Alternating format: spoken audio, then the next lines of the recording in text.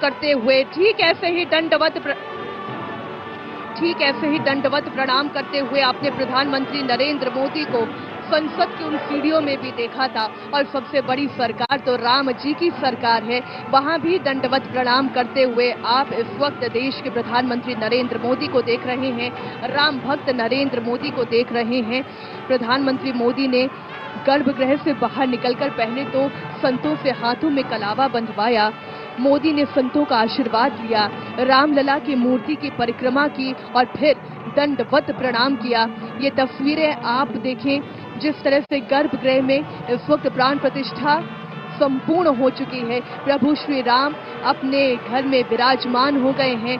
दर्शन के लिए इस वक्त आप इंडिया टीवी का सहारा ले लें और मुख्यमंत्री योगी आदित्यनाथ को भी आप देख रहे हैं, उसी परंपरा, उसी प्रतिष्ठा को आगे बढ़ाते हुए इस वक्त आनंदीबेन पटेल को भी आप देख रहे हैं, राज्यपाल, उपराज्यपाल।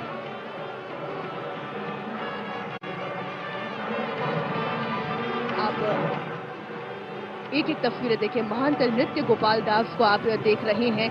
आप देखें, जिनके चेहरे के बालों से लेकर सिर के बालों तक सब सफेद हो गए हैं। इनके संघर्षों का ही ये परिणाम है। आज ये दिव्य अवसर आया है। सभी से अभिवादन स्वीकार करते हुए प्रधानमंत्री नरेंद्र मोदी सभी से मिलते हुए अब धीरे धीरे गर्भगृह से बाहर की तरफ बढ़ रहे हैं।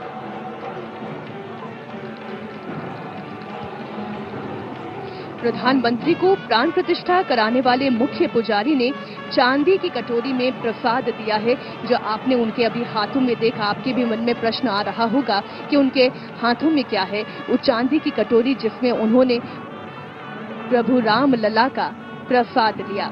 और गर्भगृह की ये तस्वीरें आप देख रहे हैं।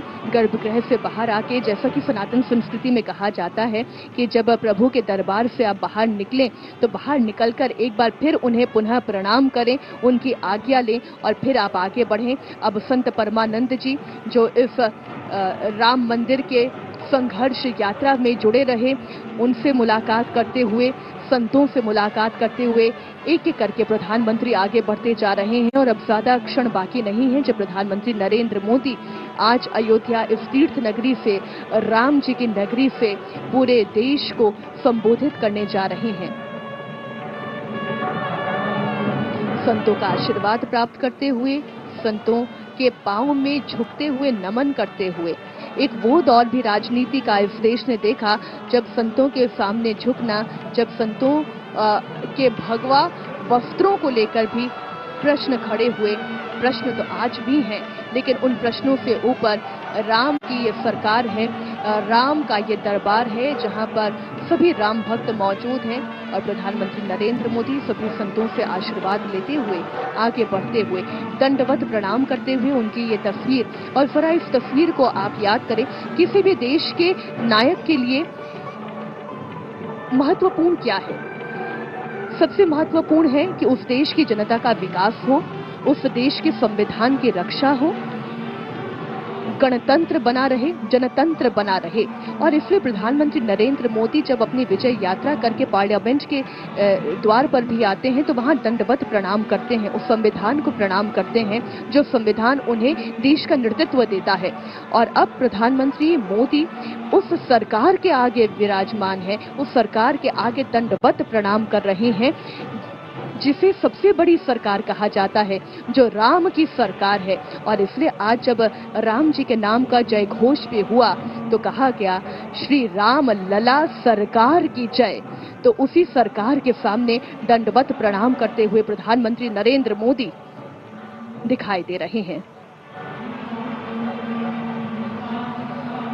देश की गरिमा, देश का गौरव और वहां की संस्कृति का संवर्धन हो, देश का विकास हो और उस विकास के साथ साथ कहीं सनातन सभ्यता पीछे ना छूट जाए, इस बात का, इस गौरव का ख्याल प्रधानमंत्री रखते हैं।